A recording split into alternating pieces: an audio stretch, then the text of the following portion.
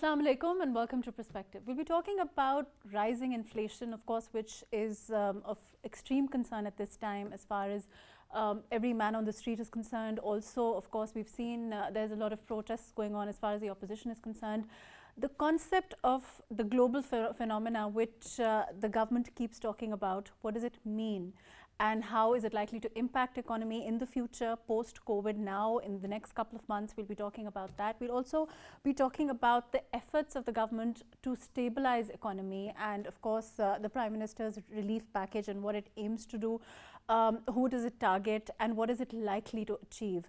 We'll also be talking about, of course, the fact that the government's narrative and the fact that they've always said that this is what they walked into, how relevant that is, and what is the government dealing with as far as the IMF is concerned, the conditions of the IMF, and how relevant is it today as opposed to if we look at the past, all of that today on Perspective. I have with me Ali Salman, who is an Executive Director with Prime Institute. Thank you for joining us today. Thank you. We also have with us Dr. Salman SHAH, who's a former Finance Minister. Thank you for being with us. And RANA AFZAL, who is leader PML-N. Thank you for joining us today. Salman sir, as far as inflation is concerned, it is something which is now, of concern to everyone. I don't think it's wrong to say.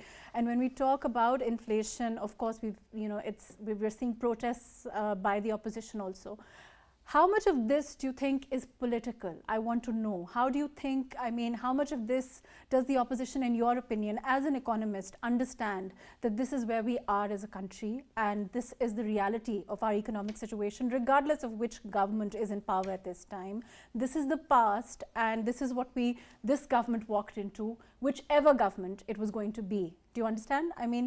Do you think, let's separate the politics of it to what the reality of economy is today as an economist? This is a very important question. I think first of all, we must not forget that we live in political economy. Yeah. But I think political, as you asked, what do you mean when you say we live in political economy? The economic priorities and economic policies cannot be isolated from the political priorities of any government. Okay. So that's the political economy. Okay, fair enough.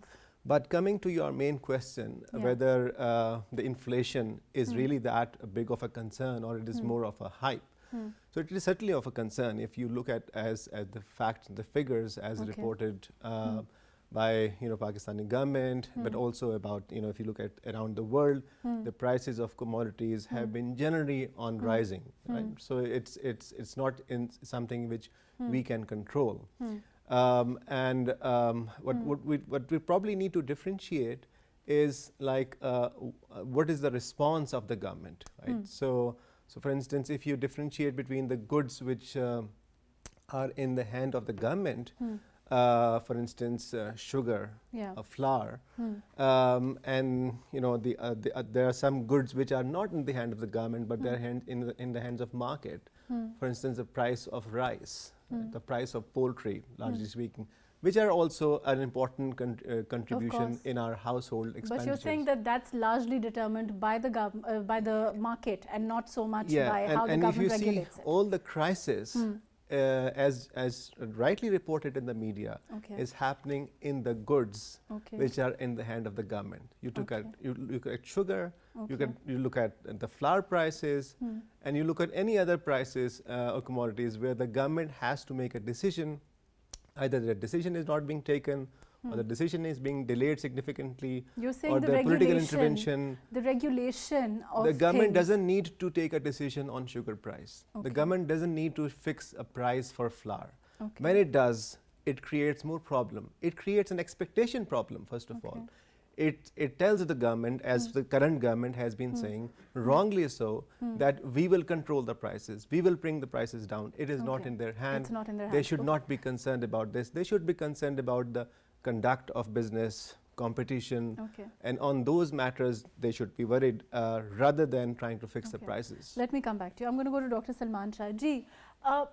Doctor, is it true? I think that's an interesting point what Ali Salman Sahab is saying. He's saying that as far as regulation is concerned, it's not the government's problem, it's not that the issue of the government, and they shouldn't have dawdled in it, as far as regulation is concerned, because that has created problems. Whether that has created problems or not, as of today, how relevant is the phenomena of inflation in your opinion as far as Pakistan is concerned, and how global is it, which is what the government is saying? I think the first thing which I will say in response to Ali Salman is that most of these supply chains are cartelized, particularly in the sugar industry. And the government, the Competition Commission of Pakistan, for example, imposed a very hefty fine on these cartels that they are colluding to bring to set prices in the market, and they are colluding in supplying in the market. And of course, that was challenged in the High Court, and the industry got a stay on it. So I think that it takes away a very important part of government power, that when they go against cartelization, the courts come and give relief to some of these cartels. So having said that, I agree with Salman on the fact that there should be, the supply chains should not be the responsibility of the government to set the prices or to set who is going to get what. But they have to ensure that there is sufficient competition, and there are no bottlenecks in the supply to the consumers. But overall, going back to your question, of course, it is a global phenomena right now. It is a unique, almost a unique phenomena that because of the disruption due to COVID, most supply chains in the world have been disrupted, and the energy sector has also been disrupted to quite an extent. Also, I think that getting it back on track, we just heard President Biden take lots of meetings on the supply chain and trying to smoothen it out. The logistics cost has quadrupled, and all the hurdles which one can imagine are affecting the supply chain. And not only the physical movement of goods and services, also the capital markets are a bit Dr. Salman, disrupted. I want to come back to that. I want to also go back and ask you how relevant it is as far as our economy today is concerned, regardless of the government in power, the kind of situation we've been in now for a while as far as our economy is concerned, and how relevant it is today to say that it is this government and what they could have done right or what they could have done wrong, the debate that the opposition is now getting into, and of course, their whole protests against price hike and all of that. Let me first go to Rana, IHSAAN, AFZAL ji. Rana Sahab, it's not new as far as the overall situation of our economy is concerned. When the PML-N was in power, of course, as far as figures are concerned, we have a debate on every TV channel with the government representatives and of course your party and all of this, the back and forth exchange of what the situation was before the PTI government came in versus what it is now. But overall, how do you see the situation considering, again, the global phenomena and the fact that economy is where it is? We have, now gone to the IMF for, it's not the first time we're going, and it's a cycle. And it was the same cycle which was there when it was the PML-N government, the PPP government, the successive governments. So how do you see that? First, I'd like to, shed light on the global phenomena of inflation currently. And, globally last year, inflation figures stood at 3.5%. And when you talk about the region where we are, the South Asian region, inflation rates are around 4 to 5.5%. This includes India, Bangladesh, Sri Lanka, Nepal. And whereas in Pakistan, you see that the inflation rate is double. It's touching 9%. It's 8 to 9%. So another comparison which I'd like to throw in is your food inflation. The government likes mentioning India and the petrol prices over there. So food inflation in India in September was less than 1%. In August, it was 3.11%, whereas in Pakistan, it was above 10%. So the question arises, yes, globally, there is a, pressure on the commodity prices, But isn't it, the Rana Sahib, supply isn't it side. true that as an economy, I mean, if you compare India to Pakistan and the likely hit that India is likely to have, of whatever circumstances, whether it's COVID or, overall the global phenomena of inflation that we're talking about, a country like Pakistan would likely get a larger hit? Yes, of course, and but I see over here when we talk about the current situation, I think inflation is driven more because of the rupee devaluation as well, and that comes out to be a government policy or the state bank policy. And I think, for example, they just got a package of 4.2 billion US dollars from Saudi Arabia, and if the government had decided to go ahead with it, maybe 2 months back. So the speculation element, which includes, the exporters and the importers and the other speculators in the market, they would have, slowed down, and this dollar might not have been, touched 175. So it comes out to the government policy and how they want to, control things. And we were talking about regulation in the, essential commodity items. I'll let Ali Salman answer that. Ji, Ali, do you agree? You think that it has to do with what Rana Sahib is saying, that it has to do with the government taking a decision the way that it has, or what is it? How does it? What dictates it? I think first of all, let's all appreciate one important structural reform which the current government has brought, and that is the freeing of exchange rate from artificially fixing it. I think that's one important reform which we have successfully done with IMF, due to IMF, without IMF, that doesn't matter. We have taken the right step. Earlier governments were in this fanciful thinking that they could artificially fix the exchange rate, which really hurted our industry and our exports in particular, right? But there is a downside to it. When you liberalize your exchange rate, you're also exposing the domestic economy to international prices more than if the rate is fixed. Right? So for someone like a normal consumer, for example, for someone like me, when you compare a dollar which is artificially, like you're saying, a rupee which is artificially kept up, so to speak. Excuse my lingo, I'm not an economy expert, but so for a consumer, of course, it's beneficial, because we are converting, of course, at that. But then suddenly what happens is what's happened now. So can you explain that phenomena a little bit? So in the economy, we have producers, we have consumers, so we cannot take a partial view of the economy. That's the problem. If we just look either the producer view or the consumer view, we land the problem. So a good policy, but doesn't that go back to the fact that you said you can't separate political economy, and the government has to look at the consumer? That's right. I mean, that's the problem. That's the problem comes in, right? So that's why I'm saying that a market-based exchange rate is a positive development. The government should stick to it, and it will eventually. One of the important things which this exchange rate is doing is exposing the structural weaknesses in the economy. A fixed exchange rate hides the problems. A flexible exchange rate exposes the problem, and it puts more like urgency on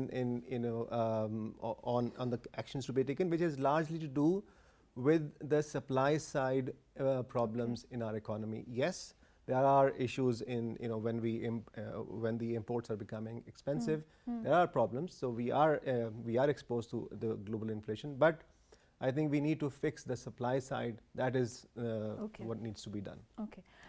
Salman sir, what about overall, I mean, when you have a relief package, let's talk about that. As an economist, as a former finance minister, how do you see the relief package the Prime Minister has now doled out?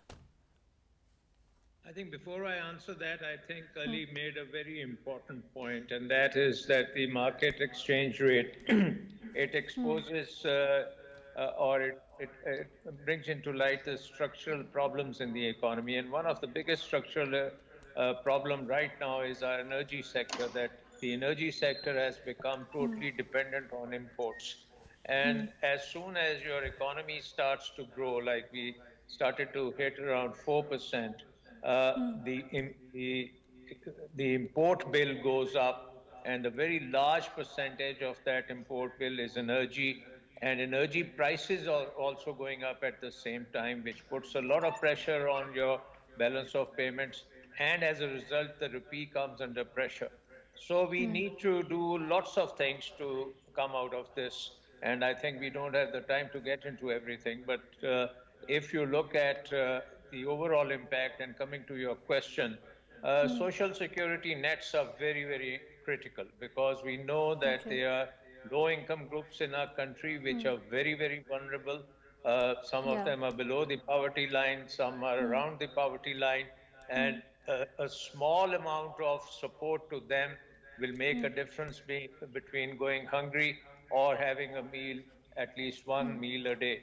And I think in that context, this program, 120 billion odd rupees, is one part of that program. Other than that, there is also a program to rejuvenate the economy of the dispossessed, and try to provide them with some kind of employment skills, provide them with some kind of assets in the shape of a home or a house, and to provide them loans to start businesses, etc., which I think is a very useful policy in this particular environment, when the vulnerable groups are under a tremendous amount of pressure coming from this inflation.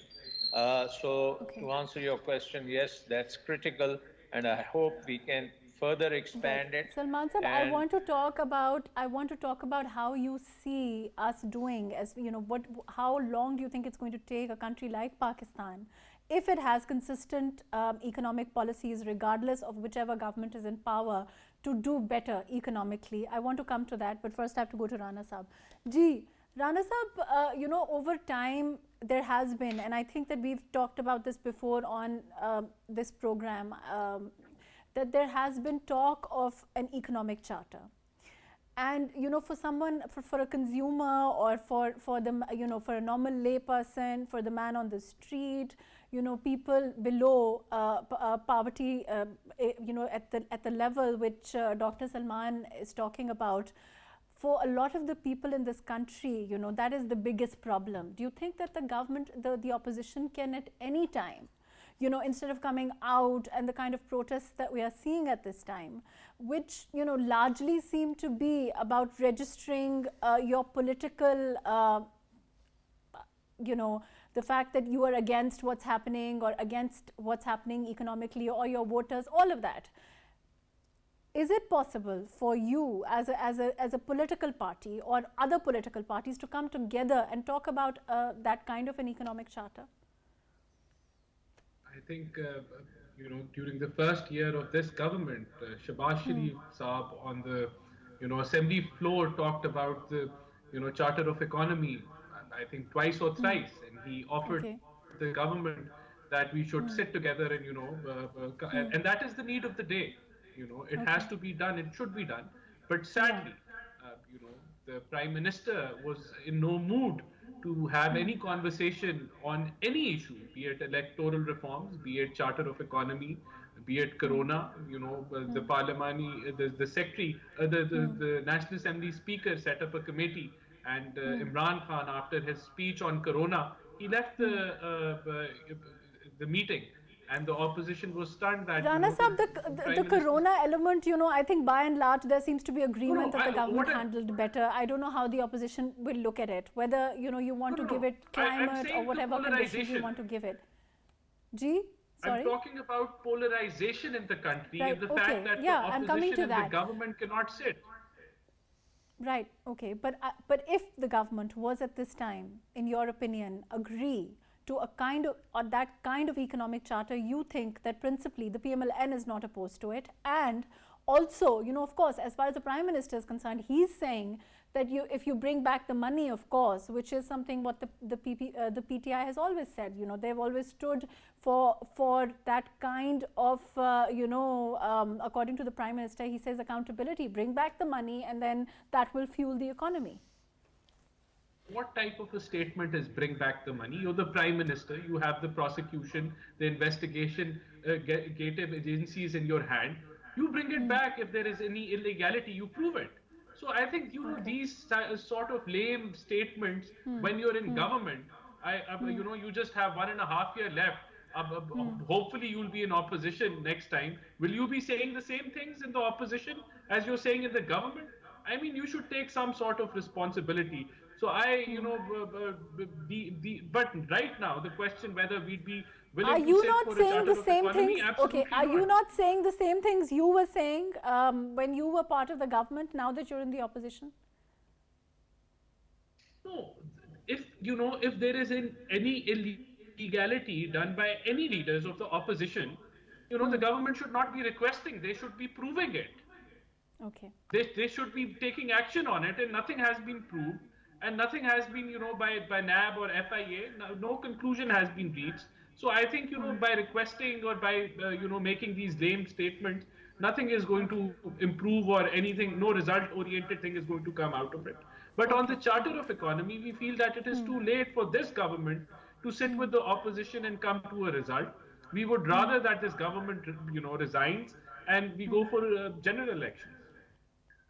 Waiting for 1.5 years that is left, you think that immediately we should have a general election at this time, and that will somehow fuel the economy and help the layman better? I will come back to you. Ji, Ali Saab. Coming back to the very important issue of the economic charter, or the charter on economic reforms you have raised, my view is a bit different. Okay. So my view is that, look, coming back to this point of political economy, if you look at the three major parties, Pakistan People's Party, PML-N and PTI, you will see that somehow they have on different economic priorities. So when, for instance, when People's Party comes into power, it usually gives a lot of salaries hike. So when last time it was in power, every year we saw an increase in the salaries of the government officers, right? Or in general. And so it was popular in that sense, but it has a fiscal cost to it, which then later we have to pay. When PML-N is in power, we see a lot of spending on the roads, on infrastructure.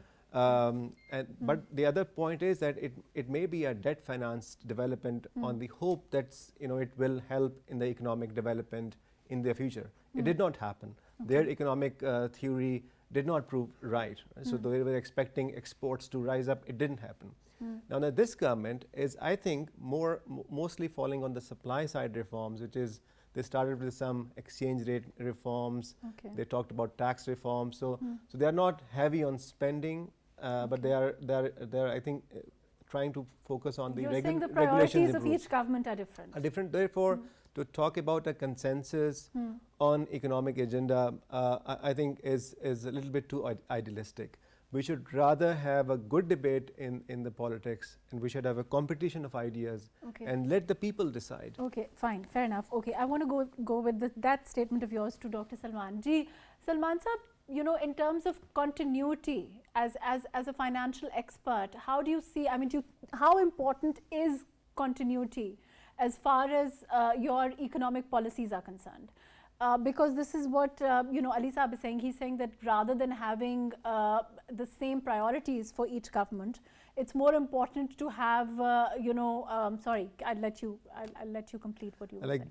Different parties can have their own priorities. Right? They can have, but then what my question is, that gives the political parties an out, right? Does it not? Every time a political party changes, every time the power changes, it gives the previous government an out that says that, well, we did this and now this government is doing this, so it was discontinued. For example, by and large, there is agreement that as far as the SHAH program is concerned, it's a good program. But, if I'm saying, programs like this, if they are discontinued later or... But it doesn't happen. You see, look at the SHAH program. It was started by People's Party government. It was called Benazir Income Support Program. It was continued by PML-N government. We have more funds allocated to it. and the current government is continuing to it, Okay. right? So we may perceive there is a policy discontinuity, but it's not there, right? So Okay. the good policies which the various government has started have actually continued to be. So you're saying that there really is, that's interesting. You're saying that there really is no discontinuity as far as basic economic policies there are concerned. changes in some priorities, but Okay. you also see some policies being quite Continued. continued throughout different regimes. But So there we are, need but there are changes in, like you're saying, artificially jacking up the dollar, for example. Yes, that's right. or So the there are rupee, changes in sorry. some policies, but Yeah. there is also, you see, consistency in different policies. Dr. Salman, do you agree? No, Is I he- think is this he- is very important that every political party has its own economic agenda. But on one thing, I think they should have some kind of a consensus, and that is that we should not try to derail the IMF program.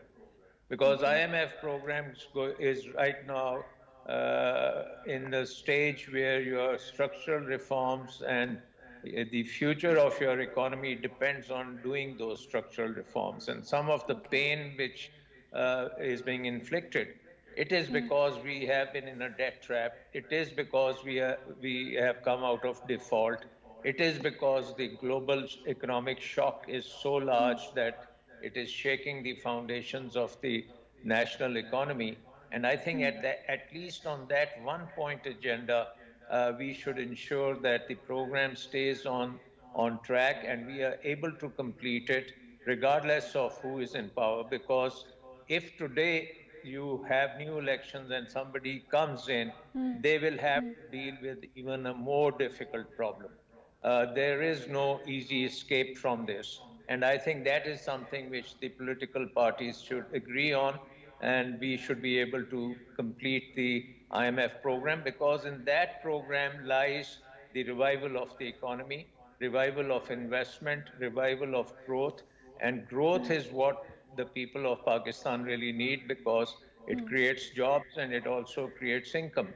At the same time, it reduces the debt burden. So I think we are about politicizing this too much. All the governments in the past have tried to derail the IMF program.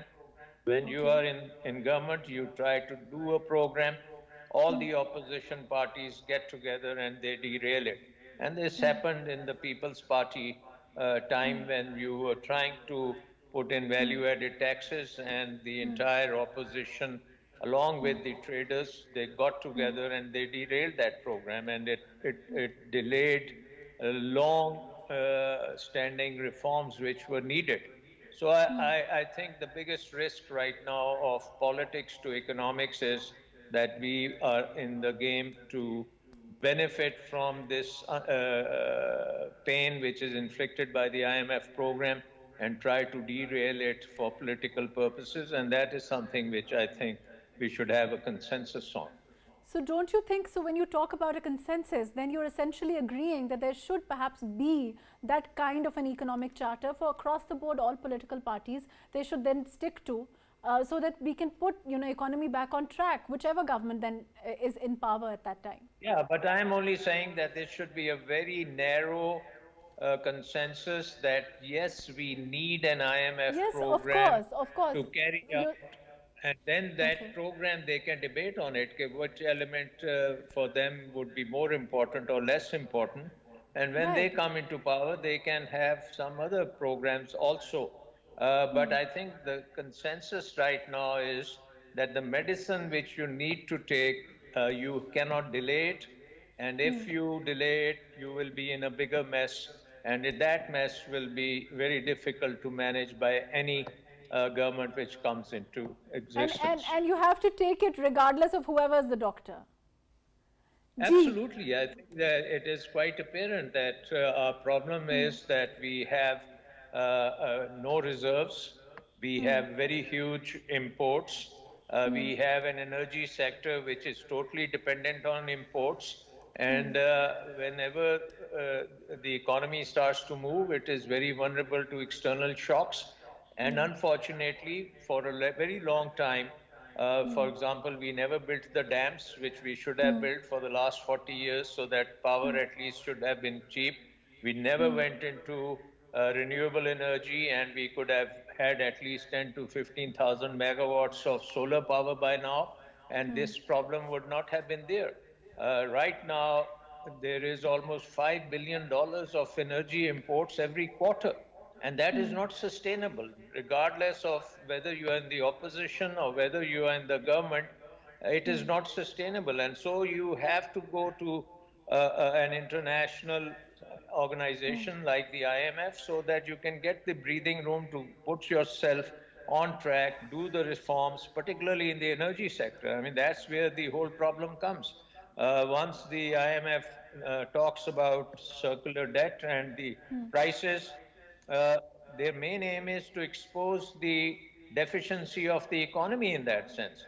So they are saying either you raise the prices or you do something to contain that debt, and that something means that you have to move away from imported energy and you have to have domestic energy. Similarly, there are other areas where we need to do all these reforms. So I think at least as far as the IMF program is concerned, we cannot afford to derail it. And I think that anybody who derails that program will do no service to Pakistan. Ji, Rana Sahab. Yes, I agree that there should be a charter of economy, even if every party has different priorities. There are certain issues, which for the whole economy have to be dealt with, and there is no escaping them. On those issues, there should be a consensus. So, there's agreement on it, and there is no political push and pull on those issues. So that. No, but you said that this government should go. This current exchange rate is not. No, but you said that this government should go. I'm sorry, I didn't hear your question. Gee, I said you said earlier that this government should resign and that it should leave, and that we should have fresh elections, and somehow that will give whichever new government then comes in a magic wand, which will be able to somehow stabilize the economy. Do you think that that's a possibility in the kind of scenario that, for example, Dr. Salman is talking about, Ali Salman Saab is talking about, the overall opinion on economy at this time seems to be that things are not great? Okay, for example, Dr. Salman said that we need reforms, in the power sector. There have been no reforms apart from the fact that they're increasing the utility costs to cover the circular debt. There have been no reduction in losses. There have been no, work on decreasing the theft. So this government is not working on reforms. We would probably do better, as we did. We reduced the line losses. We reduced the theft in our time. There has been a reversal on both these things. Now, there was talk about exchange rate being totally free floating. That has not been the case with PTI. They've intervened with $6 billion US, and yet they could not control what was happening with the exchange rate. I, for one, would feel that there has to be some intervention with the type of economy Pakistan has. If we completely leave it totally free floating, then the speculation element of Pakistan, the black economy, is so huge that it plays havoc with the exchange rate. And just look what happened recently. The $3 billion came, and the speculators stopped, and all of a sudden there was, when people knew that the shortfall has been covered, or there are dollars enough to cover the current deficit, it was all of a sudden the dollar started stabilizing, the rupee started stabilizing. And one more point I would like to make. They blame us, PTI, that we left it in a mess. This current year, economists are saying that the current account deficit could touch 13-14 billion US dollars. The trade deficit could reach 45 billion US dollars. So, we are in the same position as we were in 2018. What has PTI done to resolve it? And to your question, I would say that yes, if this government leaves and if a new government comes, probably it can also sustain the IMF talks. And I feel that it is the need of the day that we continue with the IMF, but we negotiate a better deal. We do not, we spread it across over time, the rate increase in electricity, and we add on reforms. So the impact of what the IMF wants, or what the government is stating it wants, an increase in utility prices, all of a sudden should be spread over time, so the economy and the people can absorb it. Okay. Ji, Salman Saab, do you think, what Rana Saab is saying, I don't want to go, I mean, of course, he's saying politically, if there's a change in government, they could probably handle the policy side of it better than this government. But by and large, he's saying that the IMF program, he agrees with what Dr. Salman SHAH is saying. But overall, do you think as far as the economic situation at this time is concerned, could any government really make a do a better job, in your opinion, than what's happening at this time? I think each government, does have policy space. On the IMF point of view, I actually agree with my Dr. Salman and Rana Saab that we need to have a consensus on minimum structural reforms, and they should not be rolled back. So, there's no, I think, lack of consensus on at least this part is concerned. Now you're asking whether any government can do set of policies. So yes, we can do a lot of things. For instance, let's take the what he's talking about. Let's talk about economic reforms, which is what Rana Saab is talking about. So in talk the about energy sector, so talk about energy sector reform, right? So which is one of the most important area of the economy.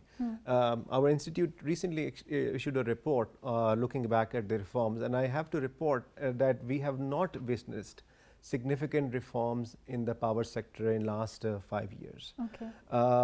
Although there is an announcement and commitment which is to move more towards market-based power distribution system. Currently, government takes the responsibility of buying all the electricity being produced, and there have been suggestions to open it up, let the other players also participate in it.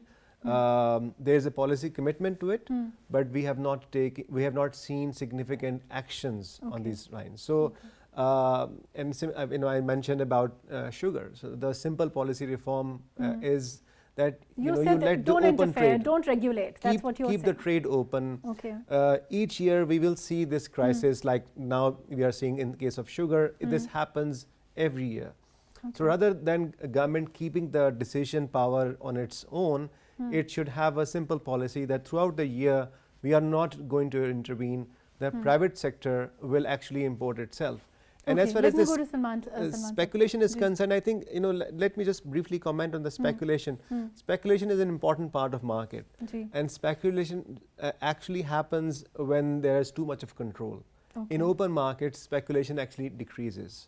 That's one important point which actually... But what about cartelization, which is what Dr. Salman SHAH was talking about, and so the fact that the government then has to intervene, and then of course there's the issue as far as courts are concerned, because invariably they get involved when sugar mill owners go to court and they get stay orders or whatever. In general, it is the responsibility of the government and the Competition Commission to check cartelization. There is no doubt in that. Okay. But in the case of sugar, we are discussing it again. My view is that it is a result of direct government policy, and therefore it is not just a matter of fixing the private sector industrialists. The policy has to be drastically changed. Okay. Gee, Salman Saab, do you agree? You think that as far as sugar, for example, is concerned, which seems to have become a big debate in Pakistan, is it going to, is it about interference? Is it about the government trying to control it? It should be left to have, the market price should be determined on its own. How do you see that? Yeah, I agree with Ali, and I think that number one, we should allow free imports of sugar by the private sector without any duties or any hurdles, and then let them compete. Because right now, I think the issue is that whenever they have kind of overproduced, then they get a subsidy to export it, and then there is a ban on imports, and all kinds of things happen. So I think the government needs to get out, but give it a competitive push, and make sure that anybody can import sugar in any form. You can import it in raw sugar form or brown sugar or whichever sugar you want to import it, and then somebody can refine it also locally. And ultimately, I think it has to be what is the competitive advantage of Pakistan, and that let the agriculture sector determine that. and maybe we need to reduce the sugar production in Pakistan What- and maybe increase the cotton production or wheat production, whichever crop is more valuable and more productive. Salman So I sir, do you think think that as an economist, I mean, do you think that there is, I mean, this is purely for educative purposes, don't you think that there will be that kind of reduction now? Because we are seeing, you know, the way, the focus, just in terms of, you know, your foresight, we are seeing the focus on sugar so much that, do you think that that invariably, that decrease will now come? Because, you know, of course, there are these hurdles that businesses are also facing. They have their own side of the story, whereas, is yeah. in the business of fixing prices for wheat, and they have a support price, not a support price, but a minimum price for sugar cane. And even there, I think we should not really be doing those things, because what we should be focusing on is that agriculture research is of the highest quality, agriculture extension is of very good quality. We give good seed to the farmer, we give good But- advice, we give them the financing, the availability of inputs, and I think that's the way we should really have the government policy increase the productivity and competitiveness of our agriculture sector, because there But is what so do we much do as potential. far as the agriculture sector then is concerned? Because, you know, overall we are supposed to be an agro-based economy, and we haven't seen our agriculture develop the way that it should have developed. So then the government, of course, you know, is that is faced with that also a tough decision misnomer. whether to intervene to help farmers or not. Right now, I mean, 60% of our economy is a services economy, and as you know, the services economy depends on remittances. And so, in a way, we are a remittance economy, and that has hurt our agriculture sector and maybe even our manufacturing sector to a certain extent. And because of the over-regulation of the agriculture sector and trying to go for food security instead of going for efficiency and competitiveness, we don't even have food security, and we also have a very poor competitive agriculture sector. So I think So you agree? So you agree that with Ali Salman Sahab as far as, you know, you're saying over-regulation.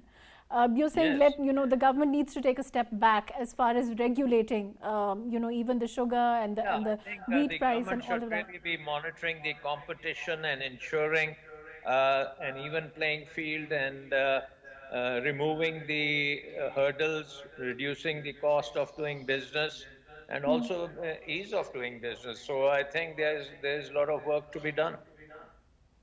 Okay, let's talk about reform. Ji, Rana Sahab, you know, unfortunately I'm running out of time, but your quick comments as far as reform is concerned, as far as what you think the government at this time, how you perceive, you know, till the election, we're not very close to the election, a year and a half down the road. Okay. On the sugar and wheat crisis, you know, the role of the government is similar as it was when PML-N was there. And we performed that role better, and there was no crisis. And in the current scenario, the government has failed to perform. But ideologically speaking, yes, you know, you would say that it should be market-based. But the reason why, you know, there is a government, provincial government role, be it ethnic role in the, you know, sugar or wheat, is because, you know, it is to protect the public from massive price increases, which PTI has completely failed upon. So, you know, I feel here that it is more due to the incompetence of this government. There were similar regulations before, but things were not that bad. Right, okay. Ji, Ali Sahab, your comments.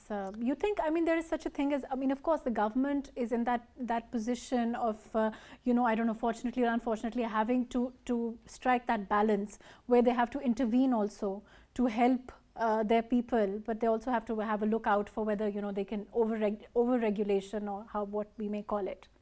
Well, it's never an easy policy choice for any government, but I think when we look at the welfare of the people, I think price control is not going to work. Is not going to work. It's more of the investment in the overall capacity of the sector, as Dr. Salman was saying, improve the productivity, improve the technology. These are the matters, including the skill program. The current government is actually doing a very good job in enhancing the skills and diversifying the skill base of the country. These are the investment which the government must be making and leave a lot of these factors to the market. Right. Salman, Dr. Salman, your comments before we close as far as overall, when we talk about reform, can you just, I'd like to have an answer on whether when we talk about reform, you think that all of these programs that the government has now, the government is talking about, the Prime Minister is talking about, these are also, in your opinion, not a step towards that kind of reform? Well, before I say that, I would like to remind Rana Saab that 2015, 2017, the oil prices were at an all-time low. The commodity prices were at an all-time low. And comparing that situation with the situation where the oil prices are at an all-time high and commodity prices are also at an all-time high, it's a totally different situation. So I think that we should stop playing politics on this and get to the brass tacks, and that is the reform program. As I earlier said, we should ensure that the IMF program stays on track, and we should ensure that we are able to carry out the reforms regardless of the pain, but because after that we can really take this economy out of the mess it is in. And that mess, I would like to remind everybody, is that it is because of a huge amount of external debt and also because our energy sector is now import dependent, and most of the energy problems come from the bad contracts which have been done in the past, most expensive contracts which have been done, and also the method of payment is quite, against the interests of the country. So you have take or pay contracts, you have very high kind of prices for it. And not only the imports go up, our financial account is also drained by the payments which we have to make for capacity payments. So it's not a very simple idea that we were managing it much better and now it is not being managed well. Right, Dr. Salman, unfortunately that's all the time that we have. Thank you so much for being with us. Ali Salman Saab, thank you for joining us. Dr. Salman Shah, thank you for being with us. Rana, IHSAAN, AFZAL, thank you for giving us your time. As far as the economy is concerned, there seems to be by and large agreement that on core issues like the IMF program, like having, as far as reform is concerned, economic reform is concerned, having consistent policies on policy on those issues are important regardless of what government is in power. The government, of course, is doing that. They are they've taken steps in that direction as far as those kind of reform is concerned. Let's hope we see more of those as far as energy is concerned, other sectors are concerned, and let's hope we see more relief also as far as the consumer is concerned. Thank you so much for joining us today on Perspective.